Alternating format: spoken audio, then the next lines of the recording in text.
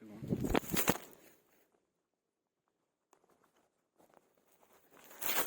Hop. Donc voilà, tu vois, c'est des ruchettes, en fait, c'est des moitiés de ruches pour les petits essaims. Donc là, j'envoie un peu de fumée. En fait, elles communiquent avec des odeurs, des phéromones.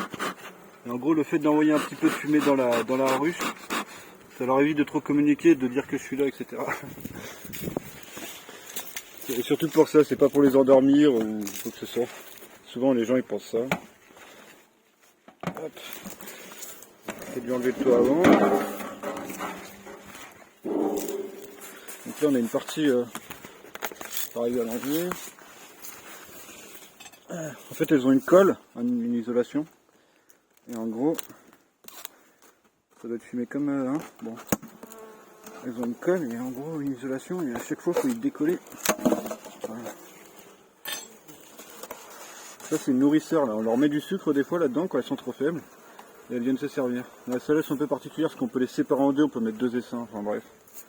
Un peu de truc quoi. Mais là il y en a qu'un, enfin, il y a qu'un essaim là-dedans. Je vois rien à ce que je filme, c'est horrible. Faire deux choses en même temps c'est pas mon fort. Déjà une chose c'est dur. Ah putain. Là. Ils ont l'air bien énervés. Alors voilà, les baits. Donc là, on peut voir qu'il y a un peu de monde. Faire gaffe qu'il n'y ait pas la reine sur le toit parce qu'il y a un petit peu de monde. Pas pratiqué, non. J'espère qu'il n'y a pas la reine. Voilà. Donc voilà. Donc en fait la ruche, il y a une partie au milieu, ça va être une boule. Et après tout ce qui va être autour, ça va être toute la nourriture pour que les éleveuses, elles n'aient pas à faire 3 km pour aller chercher de la bouffe, qu'elle soit au plus rapide. Donc du pollen. Donc souvent là, ces cadres là c'est que de la bouffe.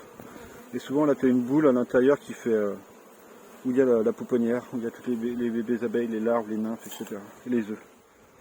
Je vais essayer d'ouvrir un cadre et je reprends la vidéo.